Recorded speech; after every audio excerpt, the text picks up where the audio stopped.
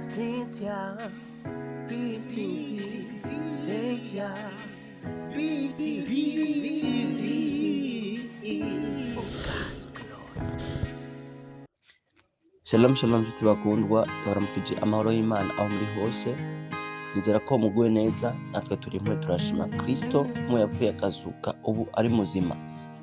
Kandi abibutse turi mu kiganiro igihe niki gica kumurisha kure yanyu Stedia-B TV.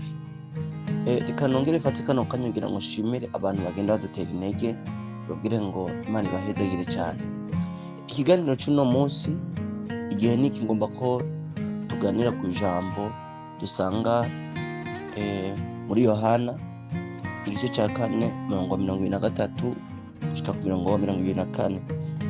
Aravuga ngo ariko igihe kiza kandi kirashitse, niho abasenga b'ukuri bazosengera data mu mpwemu no mu kuri, kuko data arondera abamusenga bameze batyo. Imana ni mpwemu, kandi abayisenga bakwiye kuyisenga mu mpwemu no mu kuri. Ngo kandi abayisenga bakwiye kuyisenga mu mpwemu no mu kuri. Ariko igihe kiza kandi kirashitse, uvuga ngo igihe cyamaze gushika, uko ikiganiro cyacu kivuga ngo igihe niki. Byukuri birakwiye ko twumva ko igihe ari iki cyo gukorera data, cyo kuvugira data mu mpwemu no mu kuri. Aho usanga turakora mu bujyajya cyo tugakora gutandukanye, tugakorera Imana ariko utariko. Birakwiye ko dukorera Imana uko bikwiriye, uko ijambo ry'Imana ritubwira, aba ariko tugenda. Ntibikwiriye ko dukora umenga turondera inyungu zacu, ibyo biragahera. Ahubwo turondera inyungu za Kristo, uko we ubwiwe yivugiye. Usome igitabo cya Matayo igice cya 28 umurongo wa 19, biratubwira ngo nukore mugende muhindure amahanga yose abigishwa. Icyo nicyo gikorwa twahawe. Aho uri hose, uri umuririmbyi, uri umuvugabutumwa, igikorwa cyose wo gukora, aho wowe uri hose, umve ngo ndakwiye gukora mu gihe gisa nk'iki, kuko igihe cyashitse. Birakwiye ko nkora mu mpwemu no mu kuri. Uririmbe mu mpwemu no mu kuri. Uvuga ubutumwa mu mpwemu no mu kuri. Icyo wokora cyose, igikorwa cyose wokora, umva ati byukuri ndi mu mpwemu kandi ndi mu kuri. Ndemezwa neza mu mutima wanje ko ibyo ndiko ndakora biri mu kuri. Ndemezwa neza ko ibyo ndiko ndavuga byukuri biri ukuri kuzuye kw'ijambo ry'Imana. Kuko urashobora gusanga ndiko ndavuga ibintu, ugasanga n'ubuzima ndiko ndabamo biratandukanye n'ibyo ndiko ndavuga.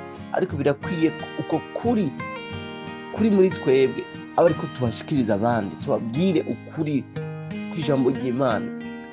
Ntitutinye kubwira abantu ibikwiriye ku buzima bwabo, ntitutinye kubabwira ibyo Imana ibagombako, kuko nutababwira uzobibazwa.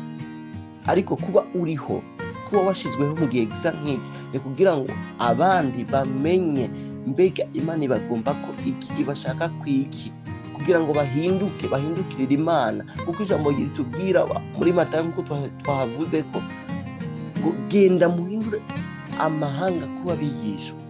Nta kindi twahamagariwe, ni kubwira abandi ubutumwa bwiza, ni kubwira abandi ubukuru bw'Imana, ni kubwira abandi ukuntu Imana ari nziza, kugira ngo nabo batahure bamenye ko hari Imana iri hejuru ya byose. Ntitukarondera inyungu zacu ntabwo zikwiriye, ahubwo turondere ko izina rya Kristo ryamamara hose.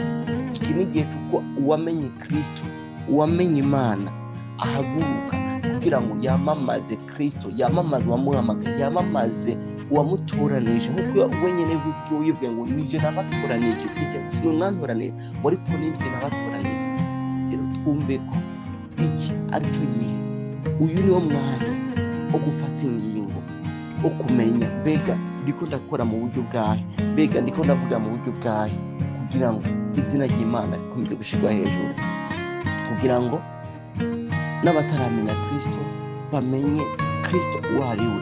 Kuko arawusanga tuko turakorera Imana, ariko ugasanga hirya no hino abantu bariyumvira mbega ujya muntu akarakorera Imana. Byukuri ubajije inshuti cyangwa abo wababana bakakubwira ati ujya muntu burya arakijijwe byukuri. kumva ko ni ikintu idatahuriza, ariko nimba ukijijwe kitwa vyukuri. Nimba ukorera Imana vyukuri, fata ingingo. Nta nyungu n'imwe ihari gutamikiza ukuguru kumwe mw'isi ukuguru kundi mu vy'Imana. Vyukuri nta nyungu n'imwe uri kuraronka, ahubwo fata ingingo kugira ngo ube umuhemu no mukuri vyukuri. Ukorera Imana uko bikwiriye, ukorera Imana uko ijambo ry'Imana rikubwira. Ndabizi neza muhemu yera ari muri wewe, waramuhawe. Ivyo akubwira bigenze uko abikubwira.